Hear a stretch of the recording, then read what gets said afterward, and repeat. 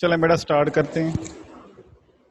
तो आज हमारा lecture number 11, charge on an electron by Millikan method. Scientist था आर ए मिलीकांत। उसने इलेक्ट्रॉन के ऊपर चार्ज मेजर किया और जो एक्सपेरिमेंट उसने किया था चार्ज को मेजर करने के लिए आज हम वो पढ़ेंगे। तो मिलीकांत मेथड इन 1909, आर ए मिलीकांत। इसका पूरा नाम था रॉबर्ट एंड्रयूज मिलीकांत। और divide the technique with which the measure the charge on an electron. उसने एक टेक्निक। सलामकुम सर। जी जी। सर ये चैप्टर के सर लॉन्ग लॉन्ग बता दें पहले ही, फिर बाकी सर फिर वो शॉर्ट के तौर पे कर लें। ये मैं ना इस आर्टिकल के एंड पे ना आपको आज बता दूंगा कि यानी जो अभी तक हमने पढ़ लिए हैं उनमें से कौन से लॉन्ग है जी कौन से शॉर्ट है, ठीक है। सही है सर। तो 1909 में आर ए मिलीकान ने एक टेक्निक बताई इलेक्ट्रॉन के ऊपर चार्ज मेजर करने के लिए। उसका जो प्रिंसिपल है वो ये है कि suspension of oil drop between two plates by adjustment of electric field in such a way that electric force become equal to the gravitational force। तो उसका जो प्रिंसिपल ये है कि जो ऑयल ड्रॉप है वो सस्पेंड हो जाता है बिटवीन टू प्लेट्स, यानी आपके पास दो प्लेट्स होंगी, एक के ऊपर पॉजिटिव चार्ज है और एक के ऊपर नेगेटिव चार्ज है, और उनके दरमियान में जो आपके पास किसी पॉइंट पे ऑयल ड्रॉप सस्पेंड हो जाता है। और जब ये सस्पेंड होता है तो इलेक्ट्रिक फोर्स और ग्रेविटेशनल फोर्स आपस में इक्वल हो जाती है। ग्रेविटेशनल फोर्स नीचे को एक्ट करती है और इलेक्ट्रिक फोर्स ऊपर को एक्ट करती है, तो वो आपस में इक्वल हो जाती है। तो ये उसका प्रिंसिपल है। इसकी कंस्ट्रक्शन देखें तो इसमें हमारे पास एक लाइट सोर्स है, विंडो W1 जहाँ से लाइट पास होगी, विंडो W2 जहाँ से हमारे पास एक्सरे पास होती हैं। दो प्लेट्स हैं P और P प्राइम, एक के ऊपर पॉजिटिव चार्ज है दूसरी के ऊपर नेगेटिव चार्ज है। और ऊपर वाली प्लेट में एक होल है जहां से ऑयल ड्रॉप एंटर होगा, और उन प्लेट को हमने पोटेंशियल डिफरेंस V दिया हुआ है। और एक हमारे पास एटोमाइजर है, यानी स्प्रे करने के लिए, ऑयल ड्रॉप को फेंकने के लिए। जैसे आपके पास शावर नहीं होता ऐसे होता है एटोमाइजर। और एक ऑब्जर्वेशन चैम्बर है सी, जिसे आप कह लें, यानी ये पूरा एक चैम्बर है।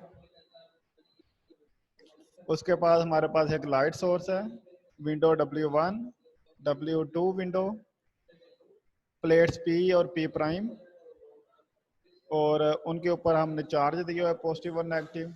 उनके दरमियान में जो डिस्टेंस है वो D है, दरमियानी फासला। और ऊपर वाली प्लेट में एक होल है और एक एटोमाइजर है जो कि ऑयल ड्रॉप्स को स्प्रे करने के लिए हम यूज करते हैं। तो कंस्ट्रक्शन इसकी आप देख लें। It consist of an observation chamber C,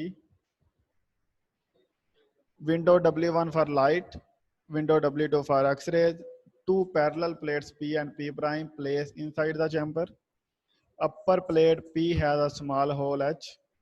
An atomizer used for spraying oil drops into the chamber, यानी चैम्बर में ऑयल ड्रॉप्स को स्प्रे करने के लिए आप एटोमाइजर यूज करते हैं।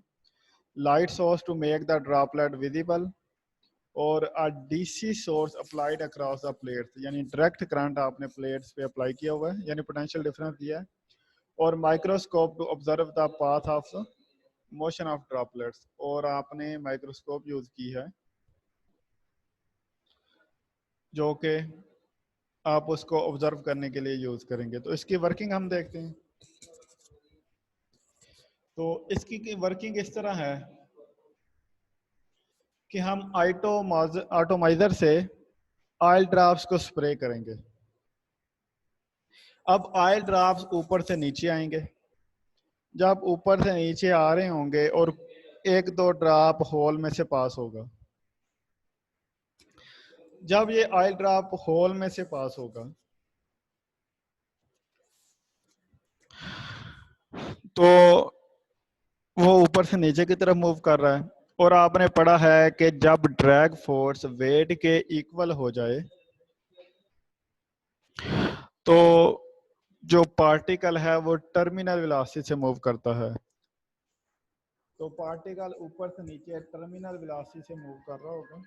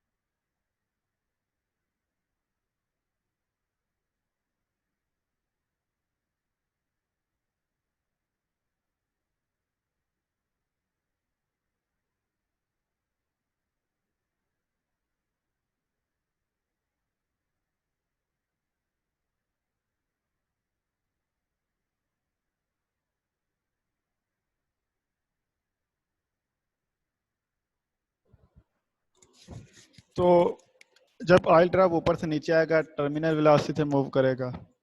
अब प्लेट्स को हमने चार्ज दिया हुआ है। अब जब ये पार्टिकल एटॉमाइजर से पास होता है ना, इसके ऊपर नेगेटिव चार्ज आ जाता है। जब नेगेटिव चार्ज आएगा, अब ऊपर वाली प्लेट हमारे पास पॉजिटिव है, नीचे वाली प्लेट हमारे पास नेगेटिव है। अब ये पार्टिकल ऊपर से नीचे ग्रेविटी की वजह से मूव कर रहा है और इसके ऊपर जो इलेक्ट्रिक फोर्स होगी वो नीचे से ऊपर की तरफ मूव करेगी क्योंकि इसके ऊपर नेगेटिव चार्ज है और पॉजिटिव प्लेट इसे अपनी तरफ अट्रैक्ट करेगी। तो इलेक्ट्रिक फोर्स इसके पार्टिकल के ऊपर ऊपर की तरफ लगेगी और ग्रेविटेशनल फोर्स नीचे की तरफ लगेगी। और जिस पॉइंट पे दोनों फोर्सेस आपस में इक्वल हो जाएंगी, यानी इलेक्ट्रिक फोर्स इक्वल है ग्रेविटेशनल फोर्स के, उस पॉइंट पे ये पार्टिकल सस्पेंड हो जाएगा, यानी उधर ही रुक जाएगा, आगे पीछे मूव नहीं करेगा।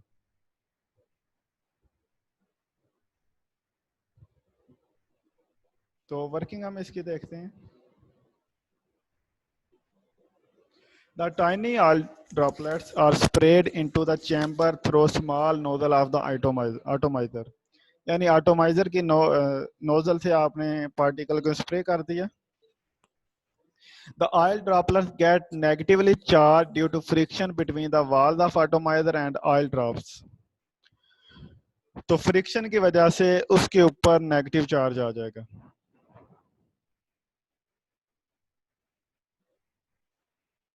Some of these drop pass through the hole in the upper plate। तो ऊपर वाली प्लेट में जो होल है, कुछ पार्टिकल उसमें से भी पास होंगे। A potential difference is applied between the plates to produce the electric field। आपने दोनों प्लेट्स को पॉजिटिव और नेगेटिव चार्ज दिया हुआ है जिससे इलेक्ट्रिक फील्ड प्रोड्यूस होगी। The electric field between plates P P prime is adjusted in such a way that electric force become equal to the gravitational force on the droplet. और जिस point पे gravitational force और electric force आपस में equal हो जाएंगी, in this case oil droplet become suspended in air. तो जिस पॉइंट पे दोनों आपस में इक्वल हो जाएंगी उस पॉइंट पे पार्टिकल सस्पेंड हो जाएगा। अगर हम इसकी बात करें डायग्राम में, तो फर्ज कर लें इस पॉइंट पे इलेक्ट्रिक फोर्स और ग्रेविटेशनल फोर्स आपस में इक्वल हो गई है, पार्टिकल इधर ही रुक जाएगा।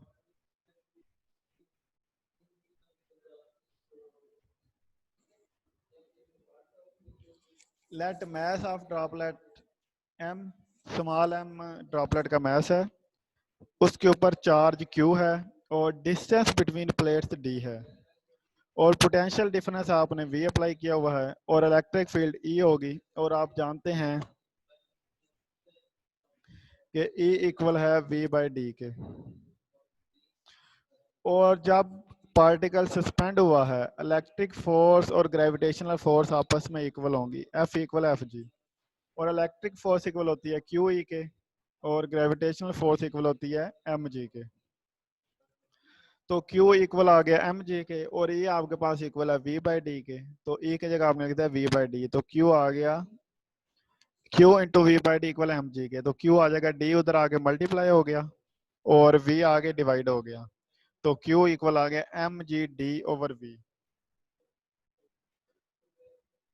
अब ये जो फार्मूला हमारे पास बना है, Q equal to mg/d/v। D दो प्लेट के दरमियान डिस्टेंस है, जो कि आपको पता होगा कि दो प्लेट के दरमियान डिस्टेंस कितना है, जो आपने ऑपरेटर खुद डिजाइन किया। G ग्रेविटेशनल एक्सेलरेशन है जो कि कांस्टेंट होता है। V पोटेंशियल डिफरेंस है जो आप खुद अप्लाई करेंगे। अब बात रह गई मैथ की। तो अगर आप ड्रॉपलेट का मैथ फाइंड कर लें तो आप उसके ऊपर चार्ज फाइंड कर सकते हैं। तो अभी हम इसके ऊपर जो ड्रॉपलेट का मैथ है वो हम फाइंड करेंगे। एक दफा दोबारा देख लें इसको। ऑटोमाइजर से हम ऑयल को स्प्रे करेंगे, ड्रॉपलेट्स के ऊपर नेगेटिव चार्ज आ जाएगा, ड्रॉपलेट होल में से पास होगा, और हमने इसको पोटेंशियल डिफरेंस V दिया हुआ है। और जिस पॉइंट पे इलेक्ट्रिक फोर्स और ग्रेविटेशनल फोर्स इक्वल हो जाएंगे, पार्टिकल सस्पेंड हो जाएगा।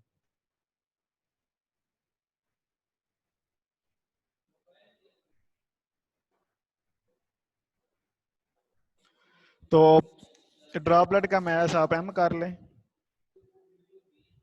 उसके ऊपर चार्ज Q कर लें जो कि हमने फाइंड करना है, डिस्टेंस उनके दरम्यान में D है, पोटेंशियल डिफरेंस V है, और इलेक्ट्रिक फील्ड E है। तो FE इक्वल है FG के।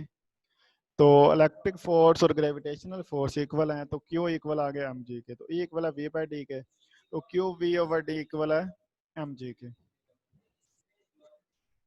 तो वहां से Q आपके पास आ जाएगा mg/d/v। तो अब हमने इसका मैथ फाइंड करना है। जब हम मैथ फाइंड कर लेंगे तो हम उसकी वैल्यू इसमें पुट करके चार्ज की वैल्यू फाइंड कर सकते हैं।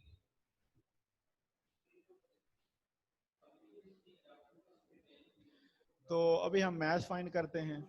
तो टू फाइंड द सर ये थोड़ी पीछे तरह जी जी पिछले पेज पे आए ना जरा।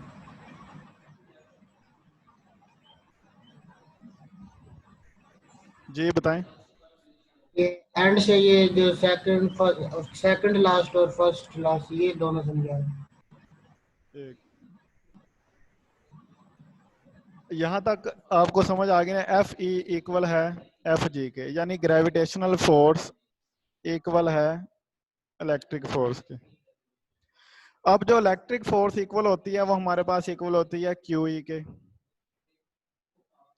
और ग्रेविटेशनल फोर्स आप जानते हैं इक्वल होती है mg के। और आपने इलेक्ट्रिक फील्ड को पढ़ा था नेगेटिव ऑफ पोटेंशियल ग्रेडियंट, ठीक है। ये तो सर ये तो स्मॉल चेंज के लिए हम लिखते हैं, तो जर्नल हम इसे लिख देते हैं, ये इक्वल है V/d के, मैग्नीट्यूड की बात करें तो, ठीक है। सही। तो E आ गया V/d के इक्वल, तो E की जगह हम लिखेंगे V/d, उधर आ गया इक्वल है mg के। अगले स्टेप सही। में ये D उधर जाके मल्टीप्लाई हो गया, V इधर आके डिवाइड हो गया, ठीक है। तो Q सही। इक्वल आ गया mg/d/v।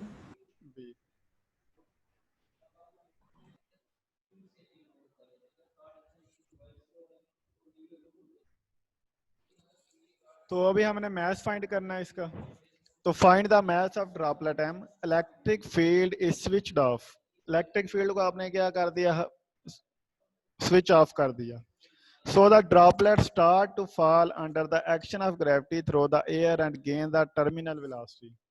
तो जब ड्रॉपलेट ऊपर से नीचे आ रहा होगा वो एक टर्मिनल वेलोसिटी से मूव करेगा। टर्मिनल वेलोसिटी आप फर्स्ट ईयर में चैप्टर 6 में पढ़ चुके हैं कि constant and maximum velocity of a freely falling object, ठीक है। ये आपने पढ़ा था कि when the drag force equal to the weight of the particle, then particle moves with a constant velocity called terminal velocity. तो at this stage the weight of the droplet must be equal to the drag force. तो W equal आ गया F D के, और drag force का आपने formula पढ़ा था 6 pi eta are we t. 6 pi constant है, ईटा आपके पास था कोएफिशिएंट ऑफ विस्कोसिटी, आर था रेडियस, और वी टी है टर्मिनल वेलोसिटी, और W इक्वल एम जी के। तो m हमारे पास आ गया 6 pi eta are we T over g. अब 6 पाई कांस्टेंट है, जी की वैल्यू हम जानते हैं, ईटा होता है कोएफिशिएंट ऑफ विस्कोसिटी, अगर एयर है तो उसकी आपको पता होती है कांस्टेंट है, कोई और मीडियम है तो उसकी कांस्टेंट होगी। अब बात रहेगी आर और वी टी की। तो इस केस में हमें वी टी और आर की वैल्यू चाहिए, तो हम आर और वी टी की वैल्यू फाइंड करेंगे। आर और वी टी की वैल्यू फाइंड करके इक्वेशन 2 में पुट करेंगे, हमारे पास एम की वैल्यू आ जाएगी, और एम की वैल्यू हम इक्वेशन 1 में पुट करेंगे तो हमारे पास चार्ज की वैल्यू आ जाएगी। ठीक है, तो भाई हमने कहा जी वेट इक्वल है ड्रैग फोर्स के, वेट इक्वल एम जी के, ड्रैग फोर्स का formula 6 pi eta are we T, तो एम आ गया 6 pi eta are we T over G. तो यहाँ पे 6 पाई और जी कांस्टेंट है, ईटा भी कांस्टेंट है क्योंकि कोएफिशिएंट ऑफ विस्कोसिटी होता है, और मीडियम के लिहाज से कांस्टेंट है, और आर और वी टी हमारे पास अननोन है। तो अभी हम आर और वी टी की वैल्यू फाइंड करेंगे।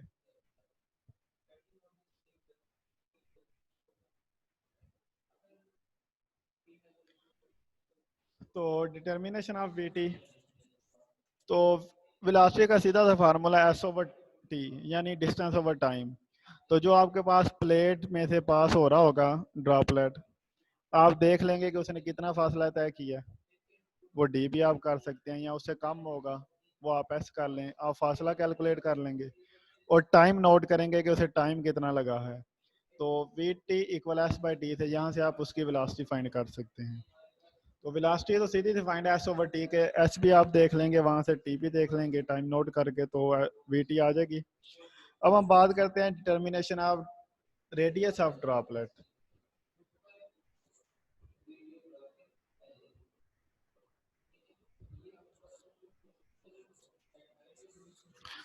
तो if rho is the density of the droplets, और डेंसिटी आप जानते हैं मास पर यूनिट वॉल्यूम होता है,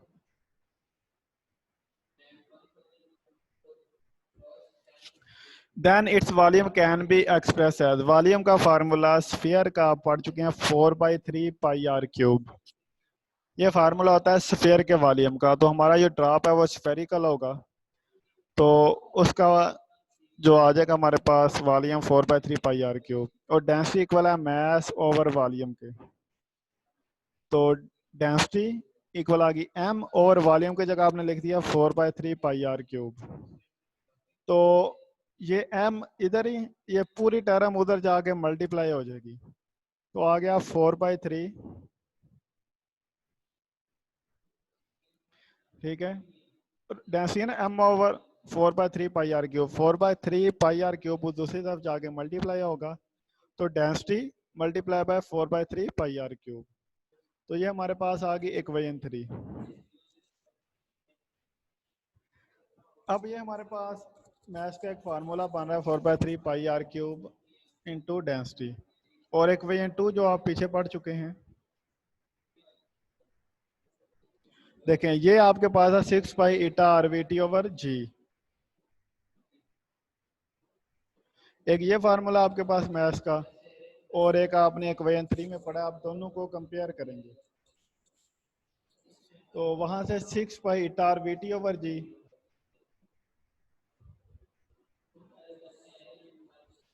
तो 6 pi eta are we T over जी, और ये इक्वल आ गया 4/3 pi R cube into density, यानी इक्वेशन 2 और 3 को आपने कंपेयर किया है।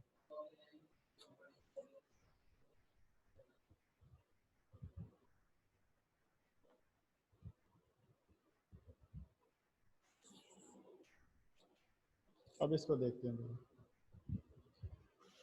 पाई से पाई कैंसिल हो जाएगा, जब आर इससे कैंसिल होगा तो इधर आर स्क्वायर रह जाएगा, क्यूब है ना, तो एक कैंसिल हो गया आर स्क्वायर रह जाएगा, और 2 to the 4 और 2 3 the 6, यानी आपके पास ये बन रहा है 3 ईटा बीटी ओवर जी, और उस तरफ बच रहा है 2/3 आर स्क्वायर इंटू डेंसिटी। तो ये 3 इस तरह आगे मल्टीप्लाई होगा तो 9 हो जाएगा, और 2 आगे इधर डिवाइड हो जाएगा, डेंसिटी भी आगे इधर डिवाइड हो जाएगी।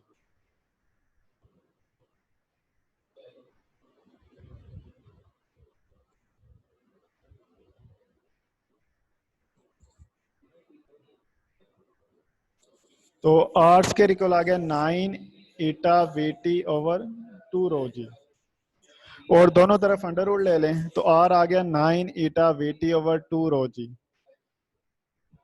अब इसमें जो आपके पास 9 है नंबर है, ठीक है, ईटा कांस्टेंट है, रो भी उसकी डेंसिटी कांस्टेंट होगी और जी भी कांस्टेंट है, और वीटी की वैल्यू आप फाइंड कर चुके हैं। तो इस इक्वेशन से आप आर की वैल्यू फाइंड कर सकते हैं by putting the value of R in equation 3। अब ये वैल्यू आप इक्वेशन 3 में जाके पुट करेंगे,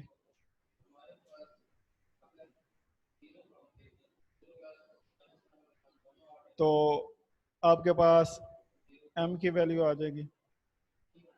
उसके बाद आप ये जाके वैल्यू इधर m की पुट करेंगे तो आपके पास q की वैल्यू आ जाएगी। By putting the value of r in equation 3, we can calculate the mass of the droplet. Hence, we can calculate the value of charge of oil droplet by substituting the value of mass in equation 3. अब इसका जो conclusion था, मिलीकान measured that charge on each droplet is the integral multiple of 1.6 10 की power -19 coulomb.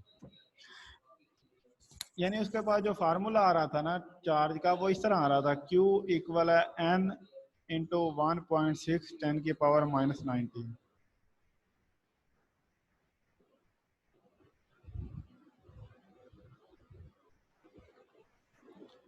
Ten की power -19, यानी इसका multiple आ रहा था, इसके इक्वल n की वैल्यू 1 2 3 सोन हो सकती है, यानी इसके इक्वल उसका डबल, उससे 3 गुना। तो उसने लिखा जी minimum value of charge is the charge on electron. तो जो कम से कम वैल्यू है वो इलेक्ट्रॉन के चार्ज के इक्वल है, जो कि इक्वल है 1.6 10 की पावर -19 कूलम की।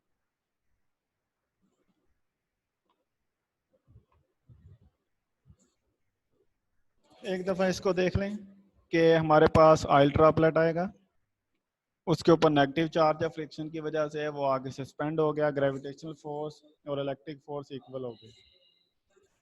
तो F इक्वल एफ जी के, Q इक्वल एम जी के, E आ गया V/D, Q आ गया mg d ओवर V। तो यहाँ से हमें M की वैल्यू चाहिए, तो M की वैल्यू फाइंड करेंगे।